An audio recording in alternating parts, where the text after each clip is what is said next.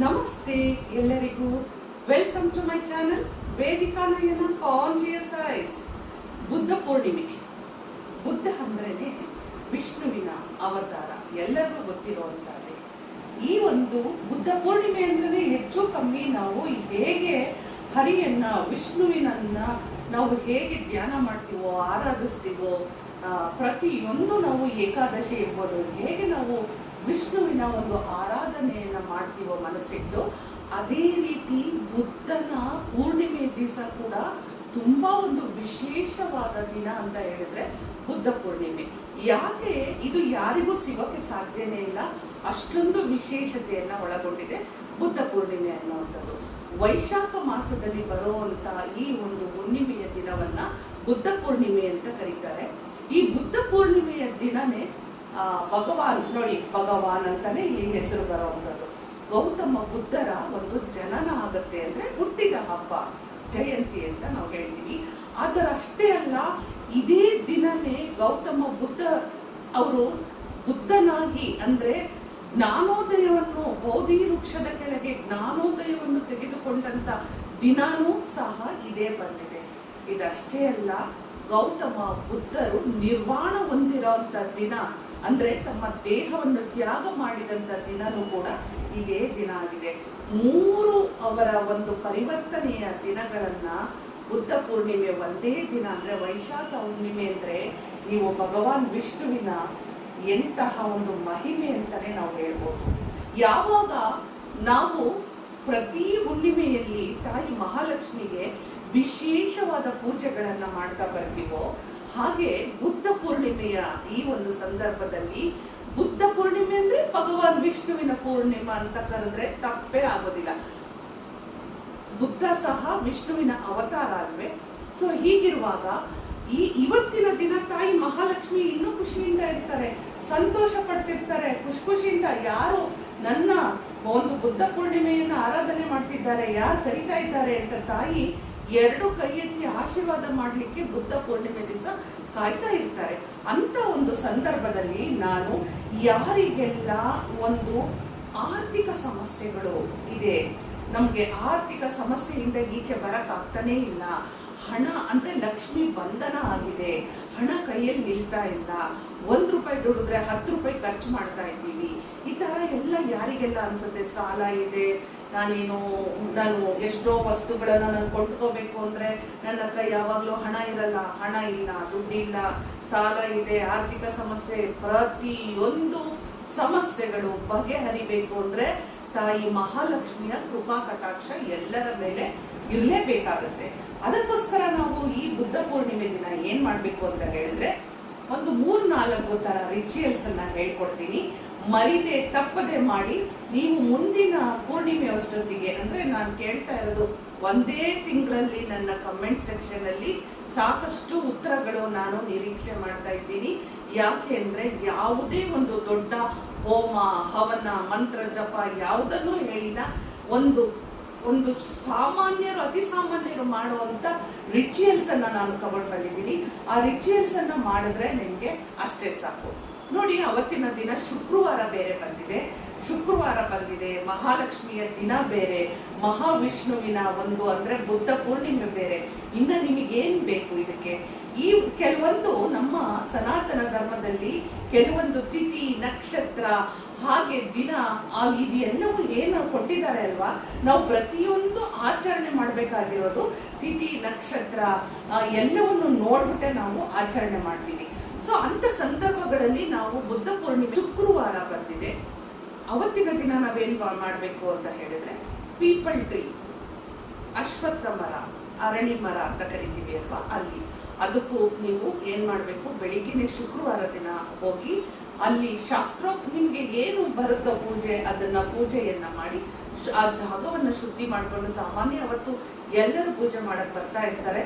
ಶುಕ್ರವಾರ ಅಂದ್ರೇನೆ ತಾಯಿ ಮಹಾಲಕ್ಷ್ಮಿ ಸಾಕ್ಷಾತ್ ಅರಳಿ ಮರದಲ್ಲಿ, ಅಶ್ವತ್ಥ ವೃಕ್ಷದಲ್ಲಿ ನೆಲೆಸಿರ್ತಾಳೆ. ಅದರಲ್ಲೂ ಕೂಡ ಬ್ರಹ್ಮ, ವಿಷ್ಣು, ಮಹೇಶ್ವರರು ನೆಲೆಸಿರುವಂತ ಜಾಗ ಅದು. ಅಂಥದ್ರಲ್ಲಿ ತಾಯಿ ಮಹಾಲಕ್ಷ್ಮಿಯನ್ನು ಕೂಡ ಇರ್ತಾಳೆ. ಆ ಜಾಗಕ್ಕೆ ಹೋಗಿ ನೀವು ಒಂದು ಶುದ್ಧ ಮನಸ್ಸಿನಿಂದ ಹೋಗಿ ತಾಯಿ ಮಹಾಲಕ್ಷ್ಮಿಯನ್ನ ನೀವು ಸಂಪೂರ್ಣವಾಗಿ ಮನಸ್ಸಿನಿಂದ ಧ್ಯಾನ ಮಾಡಿ ತಾಯಿ ಮಹಾಲಕ್ಷ್ಮಿ ಅಂದ್ರೆ ಏನಿಷ್ಟ ಹೇಳಿ? ತಾಯಿ ಮಹಾಲಕ್ಷ್ಮಿಗೆ ಗುಲಾಬಿ ಹೂವುಗಳಿಂದ ಅಮ್ಮನವರ ಒಂದು ಅಷ್ಟೋತ್ತರವನ್ನ ಹೇಳ್ಕೊಳ್ತಾ ತಾಯಿ ಮಹಾಲಕ್ಷ್ಮಿಗೆ ಗುಲಾಬಿ ದಳಗಳನ್ನ ಅಲ್ಲಿ ಇಡಿ ಅಥವಾ ಗುಲಾಬಿ ಹೂವುಗಳನ್ನ ಇಡಿ. ಹಾಗೆ ರೋಸ್ ವಾಟರ್ ಅಂತ ಬರುತ್ತೆ, ಅಂದ್ರೆ ಗುಲಾಬಿ ಜಲ ಅಂತಾನೆ ಹೇಳ್ತಾರೆ, ಅದನ್ನು ಕೂಡ ನೀವು ಅಲ್ಲಿ ಗುಲಾಬಿ ಹೂವಿನ ಮೇಲೆ ಹಾಕಿ ಅದನ್ನ ಇಡಿ. ಆಮೇಲೆ ಇಟ್ಟರ್ ಅಂತ ಕರೀತಾರೆ, ಅದು ಕೂಡ ಗುಲಾಬಿ ಹೂವಿಗೆ ಆ ಒಂದು ಪರ್ಫ್ಯೂಮ್, ಅದು ಇಟ್ಟರ್ ಅನ್ನೋದು ಒಂದು ಪರ್ಫ್ಯೂಮ್, ಅದನ್ನ ಹಾಕಿ ಅಲ್ಲಿ ಇಟ್ಟು ನೀವು ಒಂದು ನಾವೇನ್ ಹೇಳ್ತೀವಿ ಅಂತ ಹೇಳಿದ್ರೆ ಬಿಳಿಯಾದ ಒಂದು ನೈವೇದ್ಯ ಅಂತ ಹೇಳ್ತೀವಿ. ಅಂದ್ರೆ ಹಾಲಿನಿಂದ ಮಾಡಿದಂತ ಪಾಯಸ, ಖೀರು ಅಥವಾ ಒಂದು ಕೊಬ್ಬರಿ ಮಿಠಾಯಿ, ಪೇಡ, ಯಾವುದೇ ಒಂದು ಬಿಳಿಯ ಒಂದು ವಸ್ತು ಬಿಳಿ ಕಲರ್ ಅಲ್ಲಿ ಕಾಣಿಸ್ಬೇಕು, ಆ ತರ ಒಂದು ನೈವೇದ್ಯವನ್ನು ತಾಯಿ ಮಹಾಲಕ್ಷ್ಮಿಗೆ ಅರ್ಪಣೆ ಮಾಡಿ ನಮ್ಮ ಆರ್ಥಿಕ ಪರಿಸ್ಥಿತಿ ಏನೇನೆಲ್ಲ ಇದೆ, ಯಾವ ಸಂಕಷ್ಟ ಇದೆ, ಅದು ಎಲ್ಲವನ್ನೂ ನಿವಾರಣೆ ಮಾಡೋ ತಾಯಿ ಅಂತ ಹೇಳಿ ಭಕ್ತಿಯಿಂದ ಯಾರೆಲ್ಲ ಪೀಪಲ್ ಟ್ರೀನ ನೀವು ಆ ಒಂದು ಪ್ರದಕ್ಷಿಣೆ ಆಗ್ತಾ ತಾಯಿ ಮಹಾಲಕ್ಷ್ಮಿಗೆ ಸಂಪೂರ್ಣವಾದ ಸರೆಂಡರ್ನೆಸ್ ಅಂತ ಹೇಳ್ತೀವಿ, ನೀವು ಸಂಪೂರ್ಣವಾಗಿ ಪ್ರಾಮಾಣಿಕವಾಗಿ ಭಕ್ತಿಯಿಂದ ಗೌರವದಿಂದ ನೀವು ಇದನ್ನ ಮಾಡಿಕೊಂಡು ನೀವು ಮನೆಗೆ ಬನ್ನಿ, ಸಾಕಷ್ಟು ನಿಮ್ಮ ಆರ್ಥಿಕ ಸಮಸ್ಯೆಗಳು ಬಗೆಹರಿಯುತ್ತೆ. ಅಷ್ಟೇ ಅಲ್ಲ, ಸಂಜೆ ಅಂದ್ರೆ ಹುಣ್ಣಿಮೆಯ ಚಂದ್ರ ಬಂದ ನಂತರ ನಿಮಗೆ ಯಾರಿಗೆಲ್ಲ ಅವಕಾಶ ಇದೆಯೋ ಟೆರಸ್ಸಿಗೆ ಹೋಗಿ ಅಲ್ಲಿ ನೀವು ಚಂದ್ರನ ಸ್ನಾನ ಮಾಡಬೇಕು ಅಂತ ಹೇಳುತ್ತೆ. ಅಂದ್ರೆ ಏನು, ಚಂದ್ರನ ಒಂದು ಆ ಬೆಳಕಿನಲ್ಲಿ ನೀವು ನಿಂತ್ಕೊಳ್ಳಿ, ಎರಡು ಕೈಗಳನ್ನ ಹೀಗೆ ಇಟ್ಕೊಂಡು ಚಂದ್ರನ ಬೆಳಕಿನಲ್ಲಿ ನಿಂತ್ಕೊಂಡು ಹೇಳ್ಕೊಳ್ಳಿ. ಅಲ್ಲಿ ನಾವು ಏನ್ ಹೇಳ್ಬೇಕು ಅಂದ್ರೆ, ಯಾವುದೆಲ್ಲ ನನ್ನ ಚಿಂತೆಗಳಿದೆ, ಯಾವುದೆಲ್ಲ ನನಗೆ ದುಃಖಗಳಿದೆ, ಸಂಕಟ ಇದೆ, ಅಂದ್ರೆ ಚಂದ್ರ ಮನಸ್ಸು ಕಾರಕ ಅಂತ ಹೇಳ್ತಾರೆ. ಸೊ ಇಂಥ ಒಂದು ಹುಣ್ಣಿಮೆಯ ಸಂದರ್ಭದಲ್ಲಿ ಏನೇನೆಲ್ಲ ನನಗೆ ಸಿಕ್ಕಿಲ್ಲ, ಅದಕ್ಕಿಲ್ಲ, ತಗೊಂಡಿಲ್ಲ, ಪಡ್ಕೊಂಡಿಲ್ಲ, ನನ್ನ ದುರಾದೃಷ್ಟ, ನನ್ನ ಒಂದು ದೌರ್ಭಾಗ್ಯ ಎಲ್ಲ ಏನೇನಿದೆಯೋ ಅದು ಎಲ್ಲ ಮಾನಸಿಕವಾಗಿ ಅನುಭವಿಸ್ತಾ ಇರ್ತೀವಿ ಅಲ್ವಾ, ಅದು ಎಲ್ಲವನ್ನು ನಿರ್ಮೂಲನೆ ಮಾಡಿದೆ, ಅದೆಲ್ಲದು ಹೊರಟೋಗಿದೆ ಅಂತ ಹೇಳಿ ಚಂದ್ರ ಸ್ನಾನವನ್ನ ನೀವು ಮಾಡ್ಕೊಳ್ಳಿ. ಅದಷ್ಟೇ ಅಲ್ಲ, ಆ ನಂತರ ನೀವು ಶುದ್ಧ ಹಸುವಿನ ಹಾಲು ಅಂತ ಹೇಳ್ತೀವಿ, ಶುದ್ಧ ಹಸುವಿನ ಹಾಲು ಸಿಗದೆ ಹೋದ್ರೆ ತೊಂದರೆ ಇಲ್ಲ, ನಂದಿನಿ ಹಾಲನ್ನಾದ್ರೂ ನೀವು ತಗೊಳ್ಳಿ. ಯಾರಿಗಾದ್ರೂ ಸಾಮರ್ಥ್ಯ ಇತ್ತು, ಅವಕಾಶ ಇತ್ತು, ದೇಸಿ ಹಸುವಿನ ಹಾಲು ಸಿಕ್ತು ಅಂದ್ರೆ ನೀವೇ ಪುಣ್ಯವಂತರು. ಸೊ ಹಾಲು ಹಸಿ ಹಾಲಾಗಿರ್ಬೇಕು. ಹಾಲಿನಲ್ಲಿ ನೀವು ಜೇನುತುಪ್ಪವನ್ನ ಬೆರೆಸಿ ನಿಮ್ಮ ಮುಖವನ್ನು ನೋಡಿ ಚಂದ್ರನಿಗೆ ಆರೋಗ್ಯವನ್ನ ಕೊಡ್ಬೇಕಾಗತ್ತೆ. ನಮ್ಮಲ್ಲಿರುವಂತ ದಾರಿದ್ರತನ, ಆರ್ಥಿಕ ಸಂಕಷ್ಟ, ಆರ್ಥಿಕ ಸಮಸ್ಯೆಗಳು ಅಥವಾ ನನ್ನ ಮನಸ್ಸಿನಲ್ಲಿ ಇರುವಂತ ಎಲ್ಲ ಕೊರಗು, ಚಿಂತೆ, ಸಂಕಟ ಎಲ್ಲವನ್ನೂ ನಾವು ಆ ಹಾಲನ್ನ ನೋಡಿ ಚಂದ್ರನಿಗೆ ನೀವು ಆರೋಗ್ಯವನ್ನ ಕೊಡ್ಬೇಕಾಗತ್ತೆ. ಸೊ ನಿಮ್ಮಲ್ಲಿರುವಂತ ದಾರಿದ್ರ್ಯಗಳೆಲ್ಲ ಸಂಪೂರ್ಣ ನಿವಾರಣೆ ಆಗುತ್ತೆ. ಹಾಗೆ ಇನ್ನೊಂದು ರೆಮಿಡಿ ಹೇಳುವಂಥದ್ದು ಅಂದ್ರೆ, ಗಂಡ ಹೆಂಡತಿಯ ಸಂಬಂಧದಲ್ಲಿ ಸಾಕಷ್ಟು ಮಿಸ್ಅಂಡರ್ಸ್ಟ್ಯಾಂಡಿಂಗ್ ಬಂದಿರುತ್ತೆ, ಬಿರುಕುಗಳು ಮುಟ್ಟಿರುತ್ತೆ. ಸೊ ಎಷ್ಟೋ ಜನರು ಡೈವರ್ಸ್ ವರ್ಗೂ ಹೋಗಿರ್ತಾರೆ. ಮನೆಯಲ್ಲಿ ನಿತ್ಯ ಕಿಟಿಕಿಟಿ, ಕಿರಿಕಿರಿ, ಜಗಳ, ಸಣ್ಣ ಪುಟ್ಟ ಒಡೆದಾಟಗಳು ನಡೀತಾನೆ ಇರುತ್ತೆ. ಇಂಥ ಸಂದರ್ಭದಲ್ಲಿ ನೀವೇನ್ ಮಾಡ್ಬೇಕು ಅಂತ ಹೇಳಿದ್ರೆ, ಹಾಲಿಗೆ ಸ್ವಲ್ಪ ಅಕ್ಕಿಯನ್ನು ಬೆರೆಸಿ, ಸಕ್ಕರೆಯನ್ನು ಬೆರೆಸಿ, ನೀವು ಗಂಡ ಹೆಂಡತಿ ಇಬ್ರು ಅದನ್ನ ಮುಖವನ್ನ ನೋಡಿಕೊಂಡು ಹಾಗೆ ಚಂದ್ರನಿಗೆ ನೀವು ಅರ್ಘ್ಯವನ್ನ ಕೊಡ್ಬೇಕಾಗತ್ತೆ. ನಿಮ್ಮ ಎಲ್ಲಾ ತೊಂದರೆಗಳನ್ನ ಹೇಳ್ಕೊಂಡು ಅರ್ಘ್ಯ ಕೊಡ್ಬೇಕಾಗತ್ತೆ. ಇಲ್ಲಿ ಒಂದು ಸಣ್ಣ ಸಮಸ್ಯೆ ಇದೆ, ಗಂಡ ಹೆಂಡತಿ ಜಗಳ ತಕ್ಕೊಂಡಿದ್ದಾರೆ, ಹಾಗಾಗಿ ಹೆಂಡತಿ ಕರೆದ್ರೆ ಗಂಡ ಬರಲ್ಲ, ಗಂಡ ಕರೆದ್ರೆ ಹೆಂಡತಿ ಬರಲ್ಲ, ಈ ತರ ಸಮಸ್ಯೆ ಇದ್ದವರು ಒಬ್ರೇ ಮಾಡ್ಬೋದು, ಏನು ತೊಂದರೆ ಇಲ್ಲ. ಡೈವರ್ಸ್ ಅಪ್ಲೈ ಆಗಿರೋರು, ಯಾರಿಗೆಲ್ಲ ನಮ್ಮ ಸಂಬಂಧಗಳು ಬಿರುಕು ಬೀಳಬಾರ್ದು, ನಾವು ಚೆನ್ನಾಗಿರ್ಬೇಕು ಅಂತ ಮನೋಭಾವನೆ ಇಟ್ಕೊಂಡಿರೋರು ಒಬ್ರೇ ಮಾಡಿ ನೀವು ಚಂದ್ರನಿಗೆ ಆರೋಗ್ಯವನ್ನ ಕೊಡಿ. ಇದು ಒಂದು ದೊಡ್ಡ ಸಮಸ್ಯೆಯಿಂದ ನೀವು ಪಾರಾಗ್ತೀರಿ. ಇದಷ್ಟೇ ಇಲ್ಲ, ಒಂದು ಪಾತ್ರೆಯಲ್ಲಿ ನೀರನ್ನ ಇಟ್ಬಿಟ್ಟು, ರಾತ್ರಿ ನೀರನ್ನ ಇಟ್ಬಿಟ್ಟು ಬಂದ್ಬಿಡಿ. ಬೆಳಿಗಿನ ಜಾವ 4:30-5 ಗಂಟೆ ಒಳಗಡೆಗೆ, ಅಂದ್ರೆ 5 ಗಂಟೆ ಅನ್ನೋದು ಜಾಸ್ತಿ ಆಯ್ತು, 4-4:30 ಒಳಗೆ ಆ ನೀರನ್ನ ತಗೊಂಡ್ ಬಂದು ಸ್ಟೋರ್ ಮಾಡಿ ಇಟ್ಕೊಂಡ್ಬಿಡಿ. ಇದನ್ನ ಮೂನ್ ವಾಟರ್ ಅಂತ ಹೇಳ್ತೀವಿ. ಪವಿತ್ರ ಗಂಗಾ ಜಲ ನಮ್ಮ ಸನಾತನ ಧರ್ಮದಲ್ಲಿ, ಹಿಂದೂಗಳ ಮನೆಗಳಲ್ಲಿ ಪ್ರತಿಯೊಬ್ಬ ಸನಾತನಿಯು ಹೇಗೆ ಈ ಗಂಗಾ ಜಲವನ್ನ ಯಾವ್ದಕ್ಕೆಲ್ಲ ನಾವು ಪ್ರೋಕ್ಷಣೆಯನ್ನ ಮಾಡ್ಕೊಳ್ತೀವೋ ಹಾಗೆ ಮೂನ್ ವಾಟರ್ ಕೂಡ ನೀವು ಮಾಡ್ಕೊಳ್ಬಹುದು. ಹಾಗೆ ಇದೆಲ್ಲದೂ ಆಯ್ತು. ನಾವು ಸಂಜೆ ಶುಕ್ರವಾರದ ದಿನ ಸಂಜೆ ನೀವು ದೀಪ ಹಚ್ಚುವಂತ ಸಂದರ್ಭದಲ್ಲಿ ಏನ್ ಮಾಡ್ಬೇಕು ಅಂತ ಹೇಳಿದ್ರೆ, ಒಂದು ತಾಯಿ ಮಹಾಲಕ್ಷ್ಮಿಯ ಒಂದು ಫೋಟೋ, ಕಳಸ ಯಾರ್ಯಾರೆಲ್ಲ ಹುಣ್ಣಿಮೆ ದಿನ ಮಾಡ್ತಿರೋ ಅವರಿಗೆ ಈಗ ಈ ಸಂದರ್ಭದಲ್ಲಿ ನಾನು ಹೇಳುವಂತ ಸಾಕಷ್ಟು ಪವರ್ಫುಲ್ ಆಗಿರುವಂತ ಒಂದು ಲಕ್ಷ್ಮಿಯ ಒಂದು ಪೂಜೆಯನ್ನ ಬಹಳ ಸರಳವಾಗಿ ಹೇಳ್ಕೊಡ್ತಾ ಇದ್ದೀನಿ.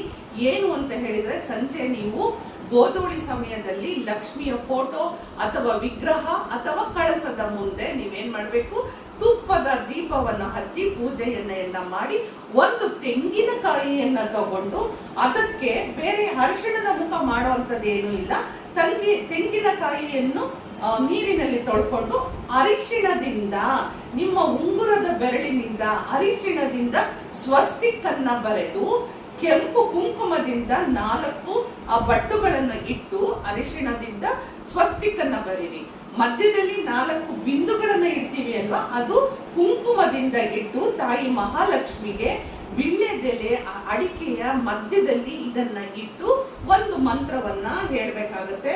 ಯಾವ ಮಂತ್ರ ಅಂತ ಹೇಳಿದ್ರೆ ನೋಡಿ, ಓಂ ವಿಷ್ಣು ಪ್ರಿಯಾಯೇ ನಮಃ, ಓಂ ಧನಪ್ರದಾಯೇ ನಮಃ, ಓಂ ಮಹಾಲಕ್ಷ್ಮಿ ನಮಃ ಅಂತ ಹೇಳಿ. ಸಾಧ್ಯ ಆದ್ರೆ ಅಂತ ನಾನು ಹೇಳಲ್ಲ, ಯಾಕೆ ಅಂದ್ರೆ ಎಲ್ಲರಿಗೂ ಹಣದ ಒಂದು ಅವಕಾಶ ಬೇಕಾಗುತ್ತೆ, ಅವಶ್ಯಕತೆ ಬೇಕೇ ಬೇಕು.